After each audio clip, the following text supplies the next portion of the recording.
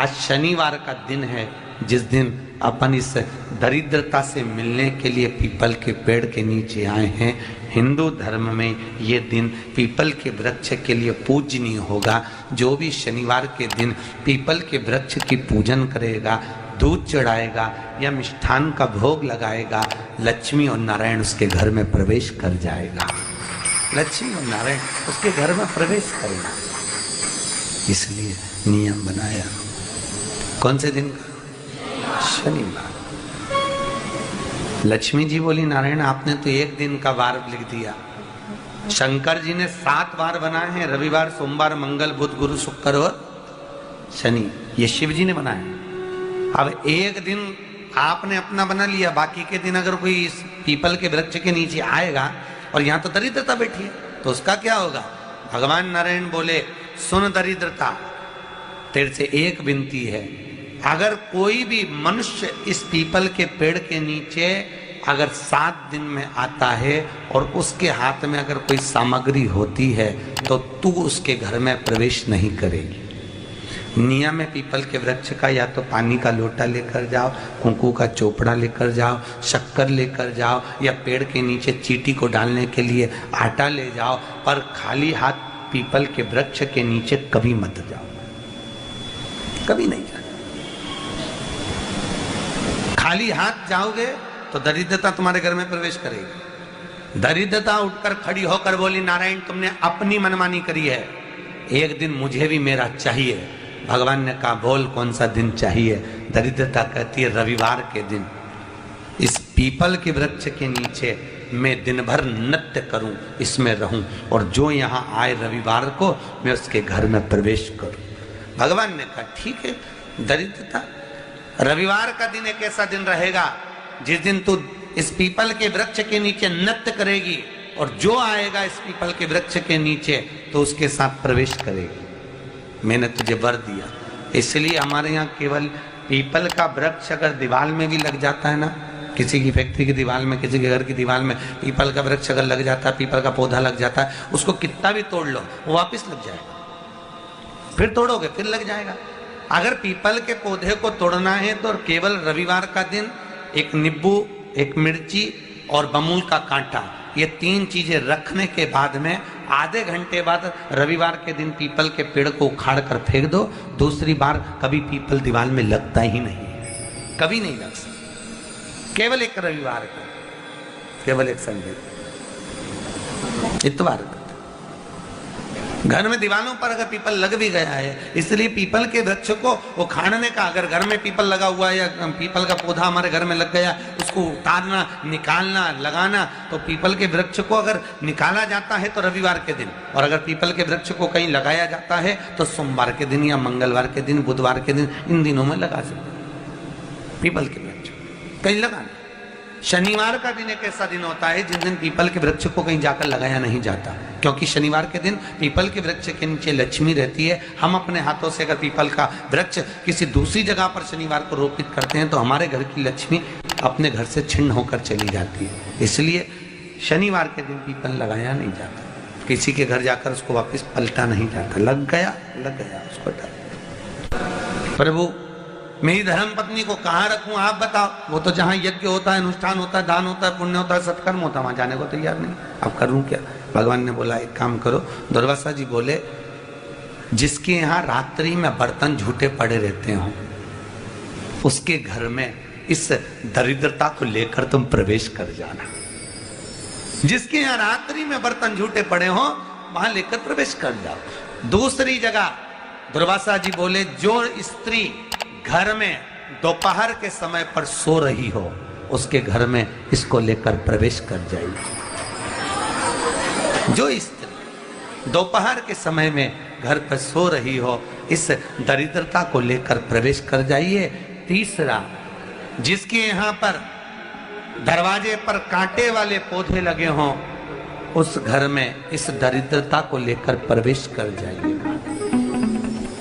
दरिद्रता, कितनी सुंदर बात कही है। दाता और विधाता, कौन कौन? दाता और विधाता। लक्ष्मी और दरिद्रता के सगे भाई हैं। कौन कौन? दाता और विधाता। दाता को फिटकरी प्रिय है, विधाता को नमक प्रिय है। ये दोनों हमेशा लक्ष्मी को और दरिद्रता को दोनों को समझाते थे, दोनों में प्रेम बढ़ाते थे। आज भी हिंदू धर्म की रीति है, यहाँ तो ठीक है, जिसके यहाँ पर भी अगर थोड़ी सी भी परेशानी होती है, थोड़ा सा क्लेश होता है, अशांति होती है, लक्ष्मी नहीं टिक रही हो, काम नहीं बन रहे हो, बहुत प्रयास करा जा रहा हो और हमारा कार्य नहीं होता, तो क्या करते हैं? फिटकरी और नमक को पानी में डाल देते हैं और घर में पोछा लगा देते हैं। आप लोगों ने आजकल फेसबुक पे भी पढ़ा होगा, व्हाट्सएप पे भी पढ़ा होगा। तो क्यों लिखा उसमें? उसका कारण ही केवल इतना है कि दाता और विधाता की प्रियता उसमें। माता ख्याति के जो 4 बच्चे हुए, इसमें जो 2 लड़के हैं, दाता और विधाता, उसकी प्रियता उसमें, उसकी पूर्णता उसमें। अब दुर्वासा जी बोले अपनी धर्म पत्नी को वहां लेकर, जहां कांटेदार पौधे लगे हों वहां पर लेकर प्रवेश कर जाइए। कांटेदार पौधों में उस दरिद्रता का निवास हो गया। कितना विचित्र कथा यहां वर्णन करी है। श्रीमद् भागवत के अंतर्गत जो वर्णन किया कि मृत्यु निश्चित है, रोग ऐसा शनि महाराज के कारण हो गया हो, अच्छे काम करते करते उल्टे हो रहे हैं, होते हैं किसी किसी के साथ में, विपरीत परिस्थितियां आ जाती है, अच्छा करने जाओ बुरा हो जाता है, अच्छा कर्म करने जाओ बुरा हो जाता है। तो पीपल के वृक्ष की जो छाल होती है, छाल देखिए, पीपल के वृक्ष में जो छाल लगी होती है, उस छाल को घिसकर चंदन बनाकर भगवान शंकर का स्नान कराकर, अभिषेक कराकर, पूजन कराने के बाद में पिपलेश्वर महादेव का नाम लेकर, कौन से महादेव?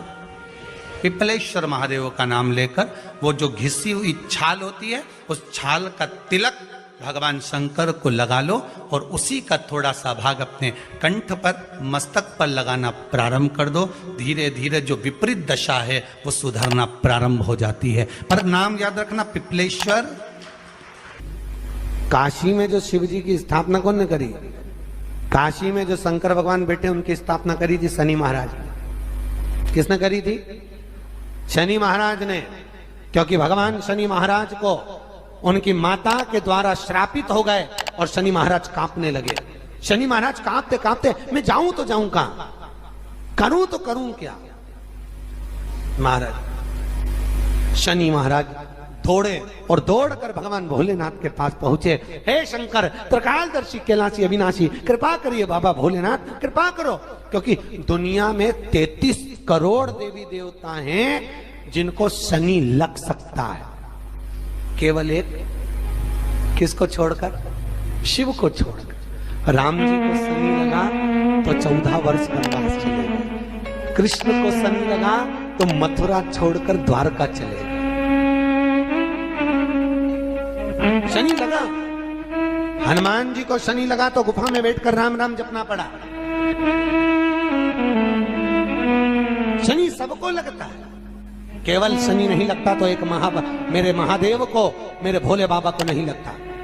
शंकर के पास में शनि आ गए। शनि ने आकर कहा, भोलेनाथ कृपा करिए बाबा, मैं बड़ा कष्ट में हूं, मैं करूं क्या? बाबा भोलेनाथ ने कहा, जा गंगा जी के तट पर काशी में जाकर एक शिवलिंग की स्थापना कर, उसकी आराधना कर और तेरा शरीर ठीक हो जाएगा, कष्ट नहीं भोगेगा। शनि महाराज ने काशी में जाकर शिव जी की स्थापना करी। आज भी नियम है, जिसको शनि लग जाता है, एक काजल की डिब्बी ले लो और काजल की डिब्बी को 21 बार उतार कर उसको एकांत में जाकर, जंगल आदि में एकांत में किसी पेड़ के नीचे इतना सा खड्डा खोद कर उसमें काजल की डिब्बी को डाल दो और मिट्टी से पूर दो, उस व्यक्ति का शनि समाप्त हो जाता है।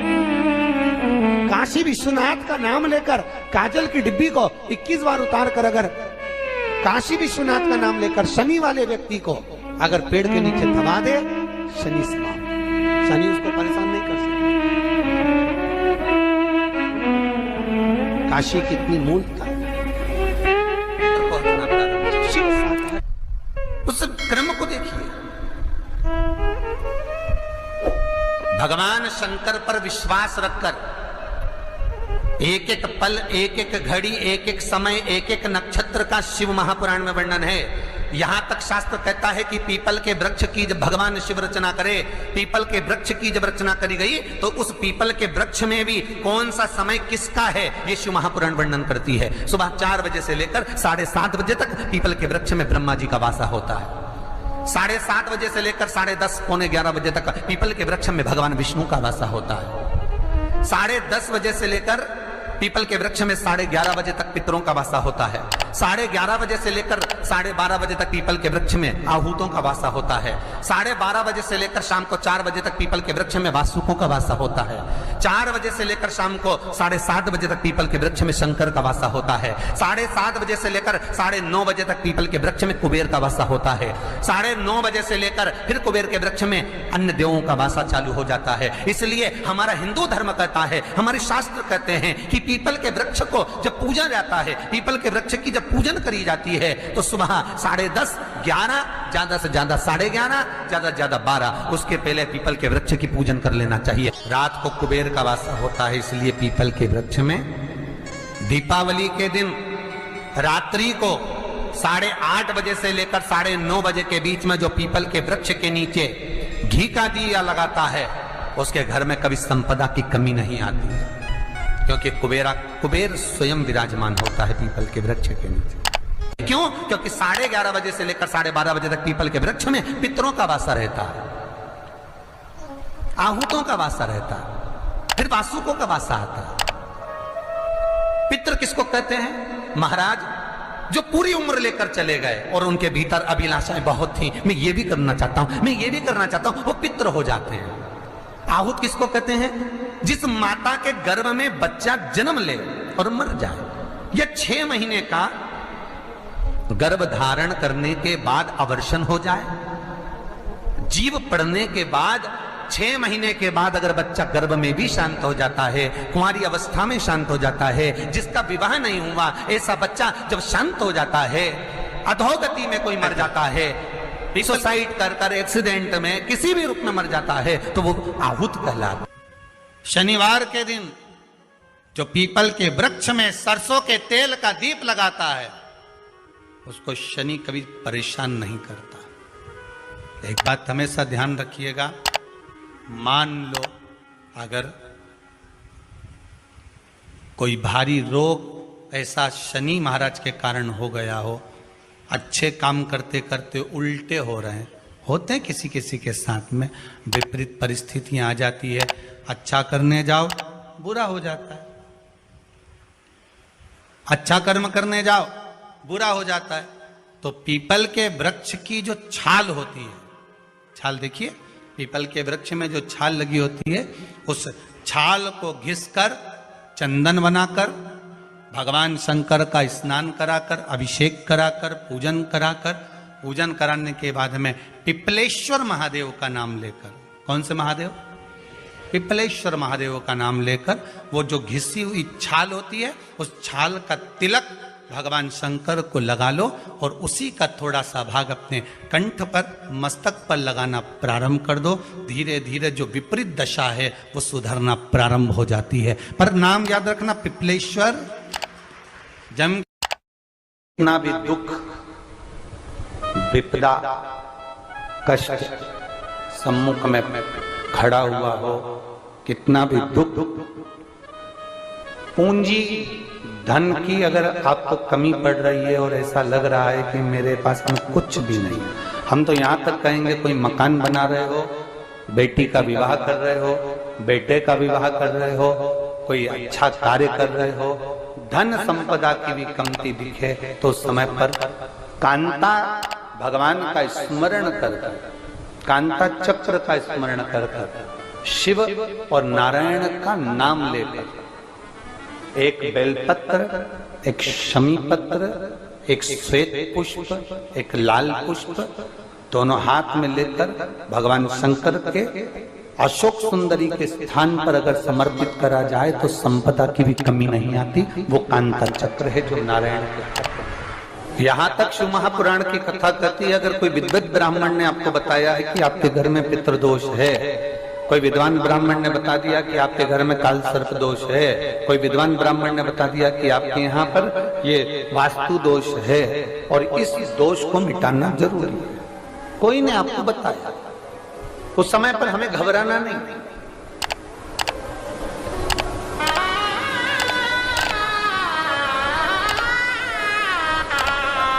उस समय में घबराने का क्रम नहीं है। कहते हैं पीपल का जो जल झड़ता है पीपल के वृक्ष से, आप लोगों ने कभी देखा है कि नहीं देखा, वो हमको नहीं मालूम।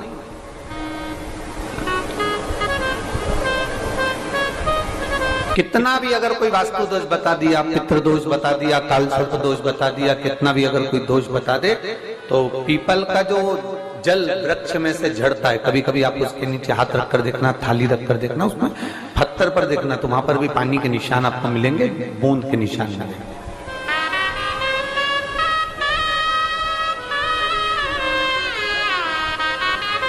मात्र उस पीपल के वृक्ष के जल की एक बिंदी, एकमात्र बिंदी,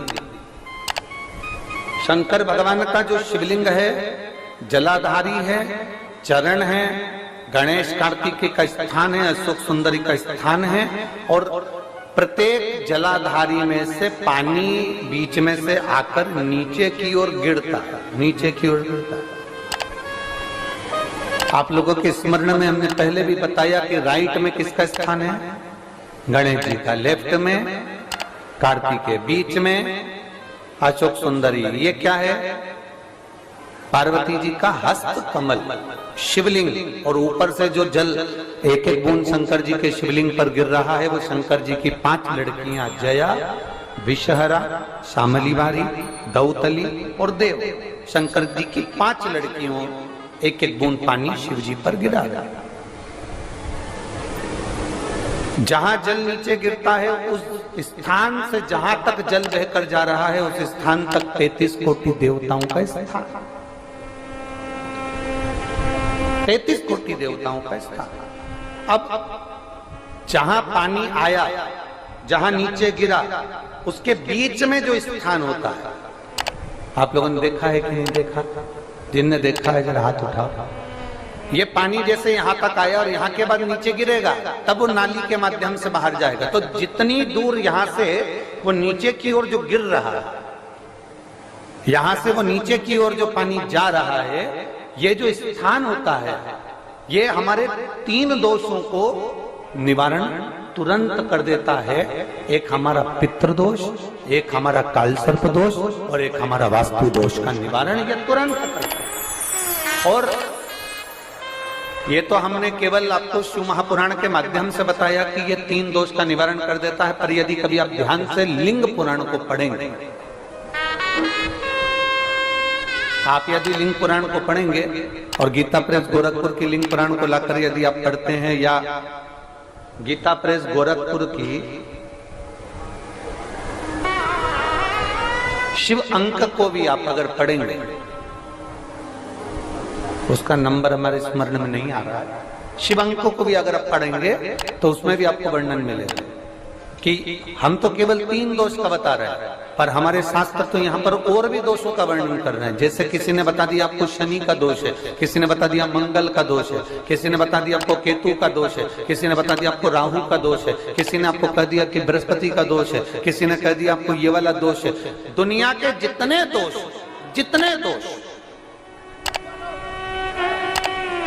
पीपल के वृक्ष के झड़ता हुआ जल की एक